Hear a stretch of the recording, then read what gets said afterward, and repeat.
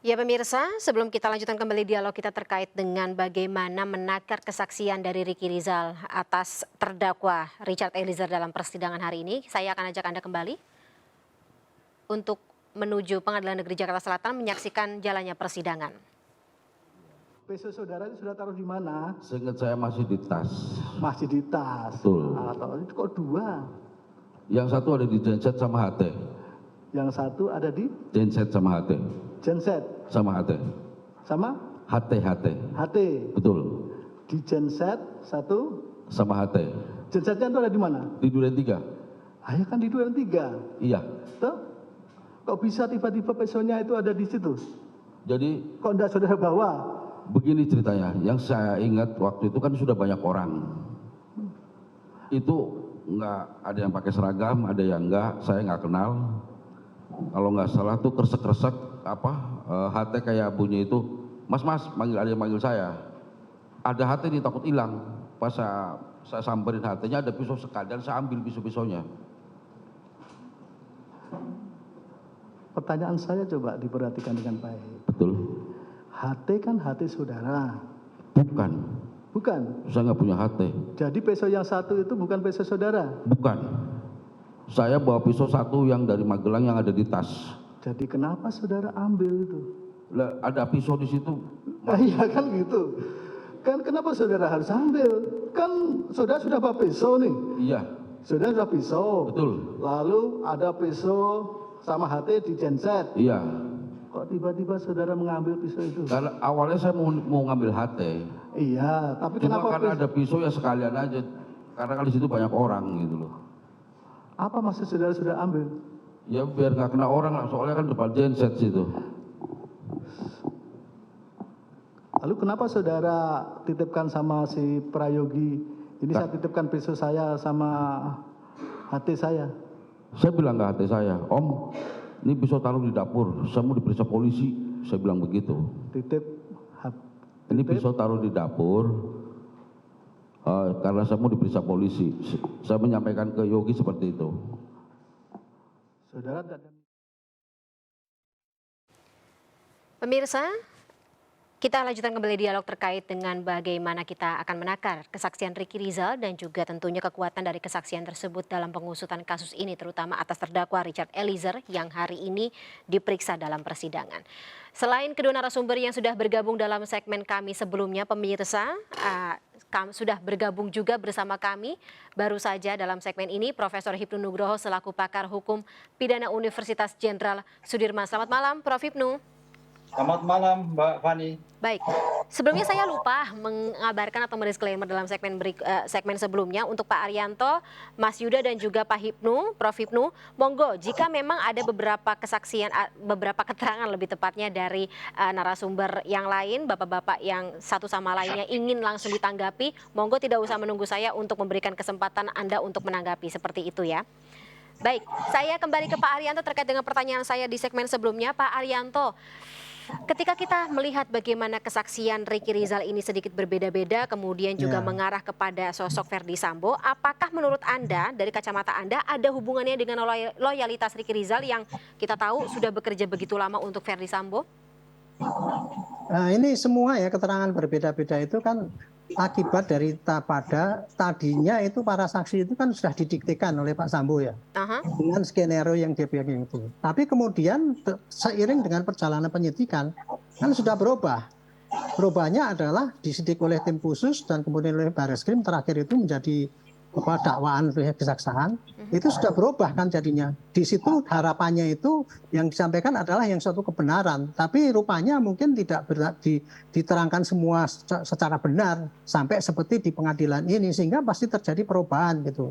Nah, perubahan itu mungkin akibat daripada dulu ya kenangan kekuasaan Pak Sambo itu masih melekat, dan kemudian ketika sampai di sidang pengadilan itu mungkin juga masih ada sebagian yang masih tidak mau rela menyerahkan ke yang sesungguhnya, tapi ya karena atasannya gitu. Tapi ya perbedaan antara keterangan yang itu tadi ditanyakan tadi, misalkan pakai glove apa enggak, saya pikir itu kalau mau pakai glove apa enggak itu enggak ada beda, enggak akan besar pengaruhnya dengan perencanaan dengan enggak itu.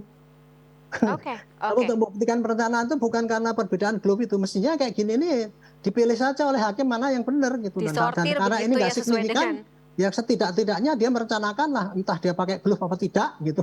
Tapi kan dia merencanakan menembak gitu. Itu Baik. saja mestinya yang digali itu. Sehingga dicari unsur-unsur yang kira-kira penting untuk membuktikan unsur pidananya. Sedangkan yang embel-embel itu beda-beda itu pilih saja mana kesaksian yang paling dianggap paling benar. Gitu. Baik, baik. Prof Hipnu setuju nggak dengan pernyataan Pak Arianto sebelumnya?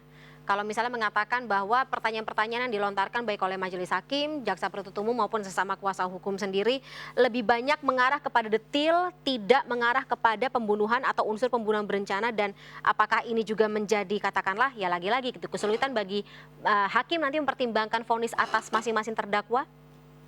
Ya, terima kasih Mbak Wani. Ini memang berpijak pada sistem pengungkapan perkara, yang tadinya sistem pengungkapan perkara di tingkat pemeriksaan pendahuluan dibawa ke pemeriksaan persidangan. Nah, di bawah pemeriksaan persidangan ini kita sudah tahu pasti kemarin, satu, terhadap korbannya siapa, sudah terjawab. Kemudian yang kedua, waktunya kapan, sudah terjawab. Tiga, lokus deliknya sudah terjawab. Kemudian yang keempat adalah caranya bagaimana dan siapa yang melakukan. Nah, konteks cara inilah yang kemarin diperagakan. Bagaimana menembaknya, alatnya seperti apa. Itu yang dijelaskan. Oleh karena itu dengan konsep seperti ini, cara dan bagaimana, itu akan melihat peran. Nah, peran memang betul. Tadi Pak Arianto juga betul. Karena ini apa? Saling menjadi saksi. Jadi bukan saksi mahkota loh ya. Saling menjadi saksi. Dan saling menjadi terdakwa. Yang satu menjadi bedanya saksi mahkota dengan saling menjadi saksi apa ya? Oh beda Mbak. Kalau justice kolaborasi, kehendak itu dari pemohon, Eliezer, penasihat hukum, misalnya Pak Yuda atau kliennya, mohon karena ini tahu persis memberikan kontribusi. Tapi kalau saksi mahkota itu kekurangan bukti, kehendak dari negara, penyidik. Ya, penyidik menyatakan X, saya buat sebagai saksi mahkota. Itu yang terjadi. Jadi beda. Baik, kalau sekalian orang saya Jawa, ralat soalnya perspektif saya mengatakan ini saksi mahkota tapi ternyata beda. Ya, oke lah saksi kunci atau kalau orang-orang itu saksi kunci bahasa sosiologis. Tapi bukan mahkota. Kalau mahkota itu kehendak negara, kehendak polisi, kehendak penasihat hukum karena bukti kurang dia disampaikan sebagai saksi mahkota. Itu yang suatu baru memang di model-model common law. Jadi di model-model common law itu ada dua saksi mahkota, kemudian justice kolaborasi. Yang selama ini tidak pernah ada di dalam pembuktian civil law, kan itu Mbak. Oleh karena itu, dalam kasus ini memang agak bingung tadi. Semuanya bingung karena saling menjadi saksi, saling menjadi terdakwa, dan posisinya sama-sama ajudan. Kalau terhadap FS jelas, dia sebagai aktor intelektual, jelas pasti. Tapi di antara ajudan, ini perannya seperti apa kan gitu loh, peran kuat, peran R gitu loh. Ini yang dilihat hakim seperti itu. Makanya pertanyaan mumbule terus gitu karena ya soalnya pasal yang dilakukan kebetulan adalah memang yang mengetahui kronologinya ya situ-situ aja.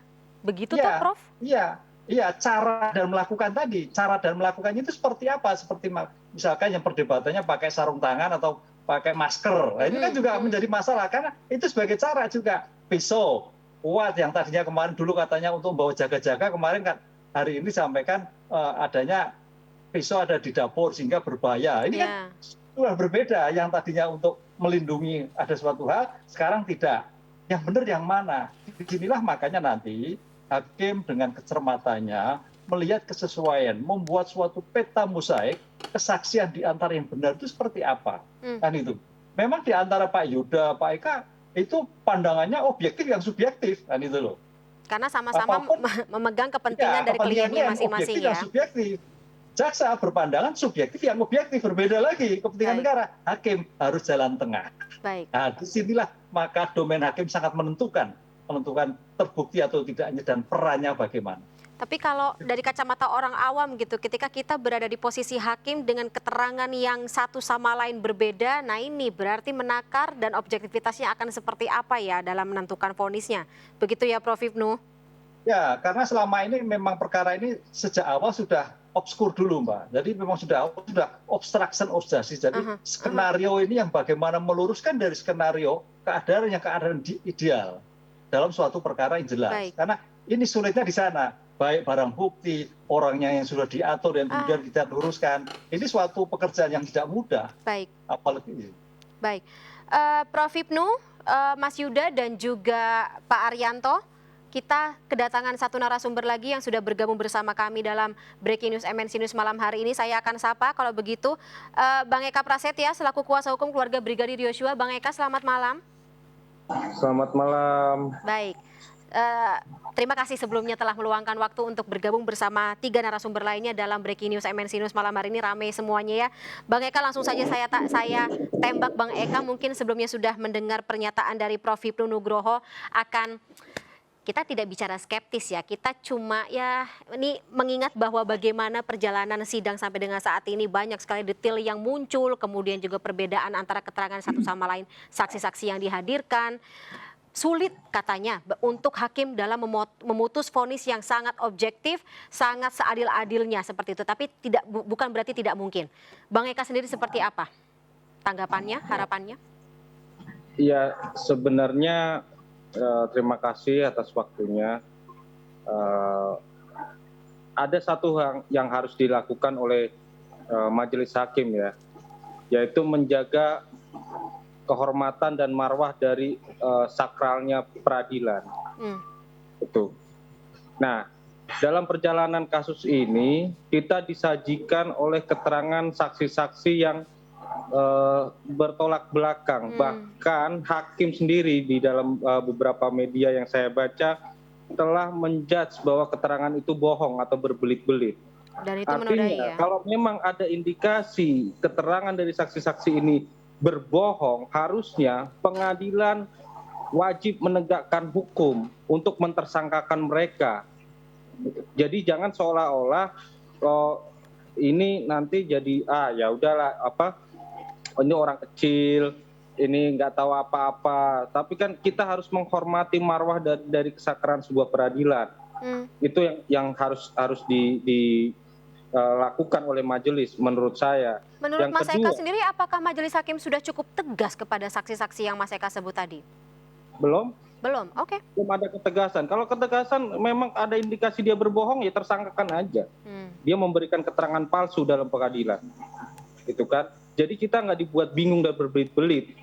Yang kedua, di persidangan ini kita disajikan fakta-fakta baru yang ada indikasi soal tindak pidana lain yang harusnya ini juga disikapi oleh pengadilan. Contoh misalkan terkuaknya transfer uang 200 juta yang dari Ricky, puronya Joshua, ditransfer ke Ricky, yang melakukan Ricky, yang menyuruh PSC.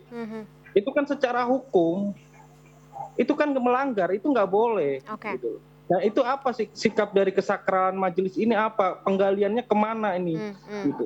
Jadi kurang dalam gitu ya. Tapi kan memang peradilan kita terbatasnya majelis menggali fakta-fakta itu berdasarkan berkas perkara, sehingga hal-hal yang baru yang kemungkinan ada tindak pidana lain itu tidak bisa digali. Itulah seharusnya hal-hal kayak gitu harus disikapi secara serius. Karena kan ini groundnya bukan cuma 340 aja ternyata. Gitu kan. Ada pencurian. Bahkan ada indikasi TPPU gitu, karena kan pihak FS juga mengaku itu duit dia. Secara hukum kan itu duitnya Joshua, bukan duit dia. Oke, baik. Itu contoh aja. Baik, pas kebetulan ada kuasa hukum dari Ricky Rizal di sini, Mas Eka. Mungkin langsung saja saya tanya kepada Mas Yuda. Ini transfer uang apa ya, Mas Yuda? Ya sebenarnya gini aja Mbak, ketika kita berbicara mengenai uang-uang itu kan sudah dijawab oleh Ricky kemarin, sudah dibuktikan juga dalam persidangan, dan juga sudah diklarifikasi oleh Pak Sambo bahwa itu adalah uangnya Pak Sambo, yang digunakan untuk kegiatan operasional. Operasional apa nih? Operasional rumah tangga. Untuk rumah tangga yang di Jakarta, itu memang rekeningnya menggunakan rekening atas nama Joshua. Tapi untuk yang di Magelang menggunakan rekening atas nama Ricky Rizal. Pada saat persidangan kemarin, saksi yang dari BNI itu Mbak Anita Novia itu dia menyampaikan bahwa dia sebutkan pengeluaran uang itu untuk apa saja. gitu kan. Ini per Sebagai bulan ya, contoh. Mas Yuda? 200 Iya, juta per itu, bulan? saya nggak tahu jumlahnya berapa. Kalau menurut keterangan dari Ricky tadi, Ricky hanya men-screenshot saldo terakhir, nanti di top up sama ibu, dia nggak tahu top upnya berapa, dan itu juga bukan sesuatu yang rutin dan pasti sebulan tiap bulannya berapa gitu kan. Tapi ketika kita bicara adalah penggunaan uang tersebut, itu yang menarik kan gitu. Kalau memang penggunaan uang tersebut, kita bisa lihat penggunaan uang baik yang di rekening Joshua maupun yang di rekening atas nama Ricky Rizal. Oke, Mas Yuda ada informasi? Apakah dari Ricky Rizal sendiri mengatakan ada informasi gitu? Nominalnya berapa masuk ke Ricky Rizal? Apakah untuk Ricky Rizal saja atau dibagi ke semua ajudan? Enggak, kan saya bilang gini, itu uang itu bukan buat pribadi, Mbak. Oke, itu berarti uang operasional untuk rumah. Kan ada rumah di Jakarta, ada rumah di Magelang, ya kan? Nah, uang yang di Magelang itu sebesar terakhir tadi katanya itu sebelum ada transfer masuk dari rekening Joshua itu adalah 400 juta. Nah, 400 juta itu adalah saldonya dia di situ. Uang itu dipakai buat macam-macam. Mulai dari beli kipas angin, buat bayar listrik, bayar air, bahkan salah satu ajudan yang lagi pulang kampung ke Papua, itu pulangnya pakai uang dari situ, gitu loh. Jadi itu uang itu bukan untuk kepentingan Ricky Rizal sendiri, gitu kan. Saya setuju kalau memang mau dilacak terkait dengan penggunaan rekening tersebut, silahkan. Tapi jangan cuma penggunaan keluarnya saja, masuknya dari mana uang katanya itu. dari Verdi Sambo. Ya kan? Katanya dari Verdi Sambo. Betul, dari Verdi Sambo. Tapi kan maksudnya gini, uang yang di rekening Joshua juga dari siapa uangnya? Oke. Gitu kan? Bukan. Jadi benar-benar semuanya harus diperiksa lebih lanjut ya. Dan jika Kalau memang mau ada periksa indikasi aliran TPPU, iya, kalau mau periksa aliran dana semua diperiksa. Tapi kita mesti ingat, kalau kita bicara TPPU, pidana awalnya apa? Ya kan gitu kan? Baik. TPPU tidak bisa berdiri sendiri, dia harus ada pidana awalnya. Baik. Ya kan gitu. Tapi memang kalau ada pemeriksaan ya monggo ya Mas Yuda ya. Ya silakan. Siap. Silakan. Agar semakin Saya jelas tahu dan aja terang. uang dari mana, alirannya apa, dan penggunaannya untuk apa. Siap. Walaupun, dan saya yakin penggunaan uang yang ada di rekening Joshua itu adalah penggunaan untuk operasional rumah-rumah yang di Saguling. Pasti isi juga sama kayak rekening Ricky yang ada di Magelang. Pasti untuk bayar listrik, bayar pembantu, beli makanan, beras, dan lain sebagainya. Dan itu sudah dikonfirmasi oleh ajudan-ajudan dan PRT yang lain, ART yang lain. Yang bilang kalau butuh apa-apa minta uangnya sama siapa? Sama Om Joshua. Gitu. Baik. Ini yang bikin saya harus bertanya kepada Pak Arianto. Ketika kita melihat bagaimana gaji yang kalau sudah dibeberkan dalam persidangan Pak Arianto, gaji Verdi Sambo katanya 35 juta per bulan. Terus kemudian tadi kata Mas Yuda, uang yang masuk lebih dari 200, kalau misalnya dari keterangan dari persidangan sendiri, 600 juta sampai dengan lebih dari 100 juta ya, sekitar seperti itulah untuk keperluan rumah tangga di rumah yang notabene jumlahnya lebih dari satu seperti itu. Ini mungkin nggak sih Pak Arianto? Saya bilang bukan tidak mungkin, itu kan sudah terjadi. Adanya emang kayak gitu. Ya mungkin terjadi lah. Cuman sekarang kita kalau mau tanya itu uang dari mana, ya jangan tanya saya, tanya Pak Sambo. Yang dia tahu gitu. Pak Sambo ini uang dari mana? Itu jawabannya yang benar. Dan harusnya ini saya akan mungkin digali sama besok tidak, ya? saya nggak bilang nggak mungkin, uang sudah terjadi kok. Gitu. Tapi di kalangan para pejabat Polri, apakah hal seperti ini cukup common? Seperti itu, gajinya 35 juta per bulan. Saya selama menjabat nggak pernah pameran buku tabungan itu, nggak pernah cerita masalah itu. Jadi saya nggak bisa mengatakan itu umum apa tidak gitu. Itu sorry. Ya, husnuzon saja uncommon berarti ya kali ini dalam kasusnya. Saya bukan mengatakan common apa tidak common, saya tidak tahu itu ya. Itu kan kasus ini kan kebetulan terungkap kayak gitu Pak. Apakah yang lain juga begitu ya? Kita mesti mengungkap yang lain itu, yang kalau ingin dicurigai ada, ya silakan diungkap gitu. Saya nggak bisa mengatakan itu umum atau tidak gitu. Siap, tapi mungkin akan jadi salah satu bahan bersih-bersih di institusi kepolisian ya, supaya tidak ada. Nah, itu indikasi yang perlu diperbaiki oleh polisi lah, antara itu tadi ya, ternyata ada yang rekening gendut gitu, ini bisa nanti harus ini kan. Paling cuman untuk itu saja informasi ini gitu. Nah, Pak Arianto berarti menurut Anda sendiri apakah memang pemeriksaan ini tidak hanya again jadinya karena banyak sekali sisi-sisi pidana yang masuk dalam kasus ini, tidak hanya obstruction of justice maupun pembunuhan berencana, terutama pembunuhan berencana. Tadi ada indikasi takutnya dikhawatirkan ada TPPU seperti itu. Apakah ini tidak menjadi katakanlah potensi a tip of an iceberg, ternyata masih banyak sekali sisi-sisi yang tertutupi selama ini terbuka karena ada pembunuhan berencana Brigadir Yosua seperti itu Pak Haryanto. Ditakutkan lagi-lagi kita harus bersih-bersih secara menyeluruh karena ternyata masih banyak yang tertutupi. Tapi tahan dulu mungkin Pak Haryanto, jawabannya kita akan lanjutkan di segmen berikutnya. Pak Haryanto, Prof. Hipnu, Mas Eka dan juga Mas Yuda tetaplah bersama kami juga. Breaking News, MNC News masih akan kembali sesaat lagi.